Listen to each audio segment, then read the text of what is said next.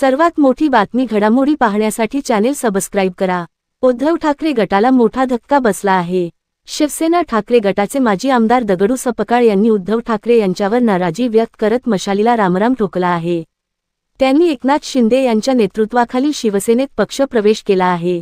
या पक्षप्रवेशानंतर उद्धव ठाकरेंना दुसरा मोठा धक्का बसला आहे। शिवसेना ठाकरे गटाचे गोरेगाव येथील निष्ठावंत माजी नगरसेवक दिलीप शिंदे यांनी शिवसेना उद्धव बाळासाहेब ठाकरे गटाचा राजीनामा दिला आहे। दिलीप शिंदे हे गोरेगावमधून सलग 4 वेळा नगरसेवक होते।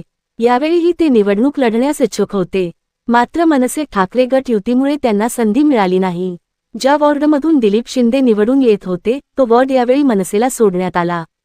तेव्हापासून दिलीप शिंदे पक्षात नाराज होते। आता मतदानाला 5 दिवस उरले असताना दिलीप शिंदे यांनी तडकाफडकी राजीनामा दिला आहे। राजीनाम्यानंतर दिलीप शिंदे कोणत्या पक्षात प्रवेश करणार याकडे सर्वांचे लक्ष लागलं आहे।